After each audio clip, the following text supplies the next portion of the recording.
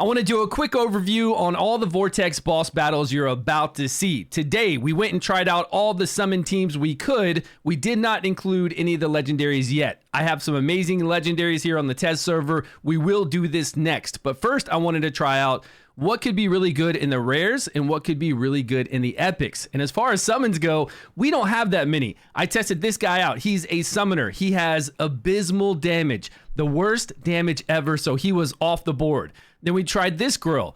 She can give buffs to our summons, make them get 20% additional attack, get that attack speed 2 up, 50% additional attack speed. So we were like, okay, let's try her out because there's no other really summoners to play with. We've got Tio. He does good AoE damage, right? He's got one big AoE and a small AoE, and his summons aren't going to do the damage we need. Him and his summons for single target aren't going to do the damage we need on the Vortex boss. That's what we're doing right now. We're doing Vortex boss 3, trying to get 15 million damage on that one.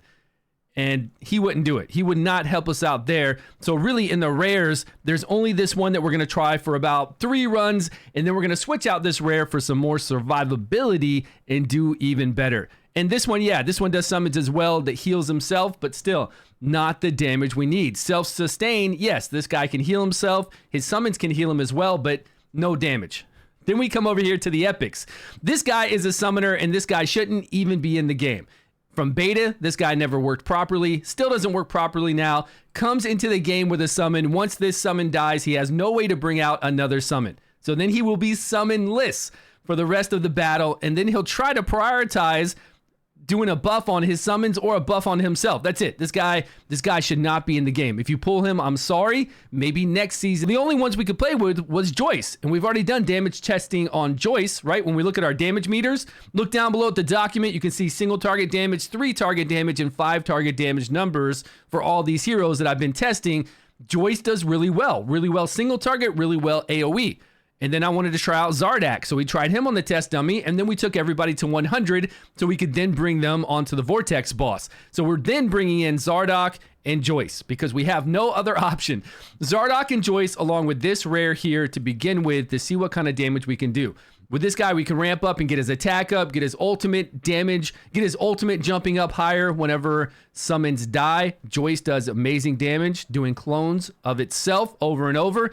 And then we've got nobody else. These are not summons down here. As far as healers go, we don't have good healers for Frost or Necrosis. We have Megan down here, which is a rare, so we brought her in. Then we eventually brought Thea in, and Thea is doing an amazing job negating 15% damage whenever we're under stealth, giving us massive heals. And then when the tank is under stealth, the person with the highest max HP, that second ability that the Vortex boss does will then hit a skeleton. Because the skeleton's up doing melee, she does invisibility to all ranged heroes, and they're all ranged that we're using. They're invisible. The boss goes to do that second ability, and instead of hitting the person with the highest max HP, which would normally be my Megan, it hit one of the little skeletons. It was actually really, really cool, but we've got no decreased attack on this team. Summons, I don't know. Summons just don't really seem to be the best. They were actually doing better than I thought, but we haven't done anything with these legendaries. And we've got 4 out of the 5 best summon legendaries here, so we're gonna try those out next. We got attack increase of 24%. We're using Megan as heals. We've got Zarloth in here to give us some additional healing. Then we got our little girl here to buff our summons, which will then go over to Joyce, because any buffs go onto his summons also go to him. And then anytime we have our summons die from these 3, this guy is gonna get an increased ultimate along with increased attack. Up to that 30 stacks, right? We're trying to get to those 30 stacks. Let's see if we can stay alive. See what our summons do too. Let's look at our summons and see if they're, yeah, look at that. Zarloth getting those heals in. That pulsing heal. Do we have enough room for all of our summons? That looks like a lot of buffs and a lot of summons. Joyce is killing it. Yeah, Joyce does really good single target damage by itself, but the other guy should ramp up after a while and kind of catch up to Joyce because he's only at 6 stacks. But the damage difference, honestly, from like 10 stacks to 30 stacks, it didn't seem like it was crazy. I'm worried we can't stay alive. Look, we've only been fighting. This guy's only got two increased damage stacks on the Vortex boss, and I already feel like our people are taking some serious damage because we've only got Megan in here giving us the recovery over time. And then Zarloth trying to give us some heals. That's it. Not bad. I mean, nobody's booked too. Bonus right now on the boss for this week is, what was it? 50% additional attack speed and 25% basic attack damage. This is all ranged, right? Because I did notice the skeletons were sitting in the back. That's why I was wondering why the skeletons were standing there. They weren't able to move forward because either Joyce's clones were in the way. But why are they summoned in the back, right? That doesn't make any sense. Did you see how old boy summoned his skeletons? He's kind of toward the front. He summoned his skeletons in the back and they had to run forward. As long as they don't get stuck back there. Because that's how by the end of the fight, I was looking at that and I could see that the skeletons were just standing in the back waiting to get a slot to move forward. Even though they die pretty quick, they were still waiting. Now you can see they're all 3 ahead. I do. Yeah, I have all the legendary ones. Yeah, you're right, they are all ranged. So this works better for us. Or at least visually, I see them up front. Now, whether it's going to be more damage or not, maybe not. Or if we could pull out some more damage from her. Now she's got artifacts on to give everybody increased attack. All right. There's 2 hits. Nice. Okay, now we just need something here. We can go attack percentage. All right, enlightenment of 286. Not bad.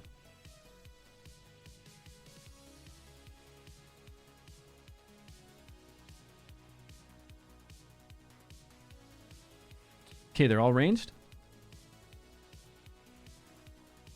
Attack speed. We lost Zarloth's 24% attack, though. Because Megan doesn't need enlightenment, all that enlightenment on her. What if we... So we need Megan in there. Let's try Megan in place of this. Okay. Now we should stay alive longer. But are we going to get good damage?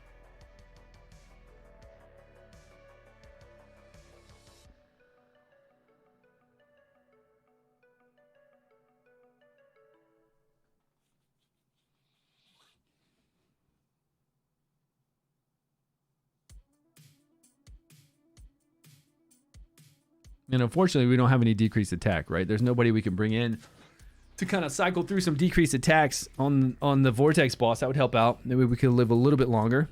Maybe we could even hit that 15 million if we had somebody like that. Oh, when you have Invis up, the single target is eaten because he can't target the ranged characters. That's awesome, man. That's really awesome.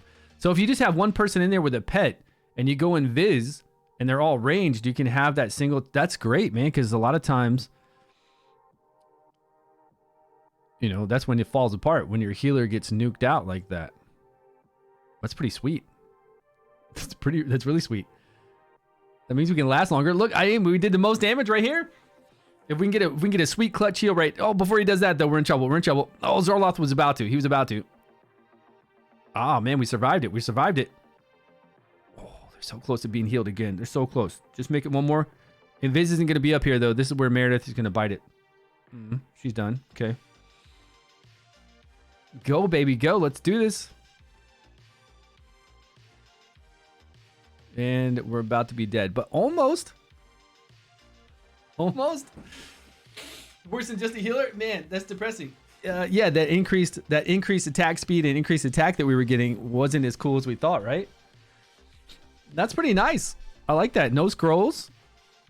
With this team that I thought wouldn't be able to do this, this is pretty good because I've been playing with Charloth, right? Because everybody says he's so damn good, and I've got him scrolled out on this account here, on this one.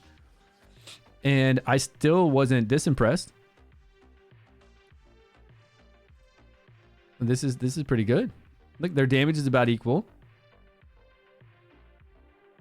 Damage is low on all these, yeah, still. Good for no scrolls, though. Yeah, I think so. I think it's pretty good for no scrolls. And when you're playing with summons, Necrosis, you don't have a lot of options. It's kind of like Radiant, right? You're just looking for Rally then in Radiant. You're not looking for, or they don't usually have attack down.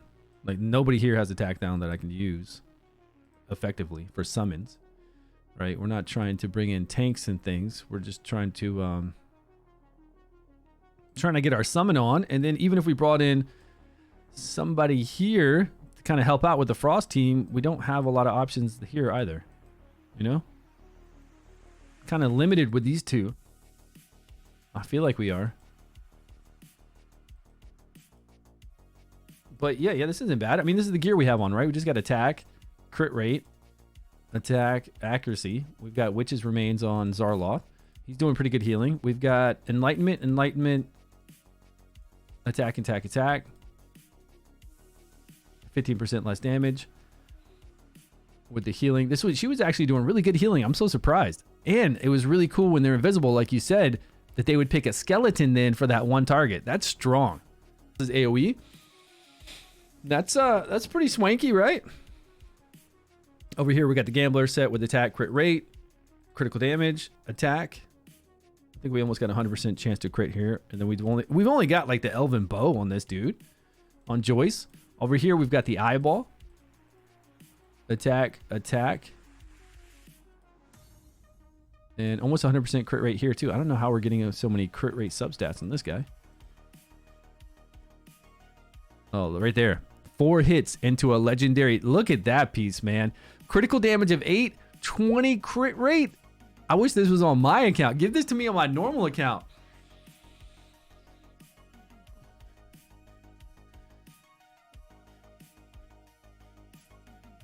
%100 uptime. Yeah, that rune's insane. I wish this was on my...